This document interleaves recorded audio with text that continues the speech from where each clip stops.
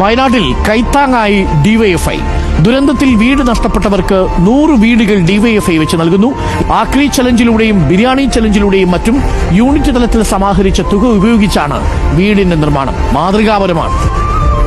വയനാട് ദുരന്തമുണ്ടായ ആദ്യ മിനിറ്റുകൾക്കകം തന്നെ ഞങ്ങളുടെ യൂത്ത് ബ്രിഗേഡിന്റെ പ്രവർത്തകർ അവിടെ രംഗത്തുണ്ടായിരുന്നു. അപ്പോൾ അവിടെ രക്ഷാപ്രവർത്തനമെല്ലാം വളരെ സജീവമായി നടക്കുന്ന ഘട്ടത്തിൽ തന്നെയാണ് വയനാട്ടിലെ ദുരന്തബാധിതർക്ക് വേണ്ടി ചുരുങ്ങിയത് 25 വീടെങ്കിലും നിർമ്മിച്ചു കൊടുക്കുമെന്ന് ഡിവൈഎഫ്ഐ അന്ന് പ്രഖ്യാപിച്ചത്. ഞങ്ങൾ പണം ശേഖരിക്കാൻ വേണ്ടി തീരുമാനിച്ചത് നേരിട്ട് ആരോടെങ്കിലും പണം വാങ്ങുന്ന പരിപാടിയായിരുന്നില്ല. ഞങ്ങൾ വളരെ വ്യത്യസ്തമായ വഴികളാണ് അതിനുവേണ്ടി സ്വീകരിച്ചത്. അങ്ങനെ വ്യത്യസ്തമായ വഴിയിൽ കൂടി 20,47 ലക്ഷം രൂപ സമാഹരിക്കാൻ കഴിയുകയും 25 എന്ന പ്രഖ്യാപനം 100ലേക്ക് എത്തുകയും ചെയ്തു എന്നതാണ് ഏറ്റവും അഭിമാനകരമായിട്ടുള്ള കാര്യം. ഇന്ന് ഞങ്ങൾ കൈമാറാൻ പോകുന്നത് ചെക്കാണ്.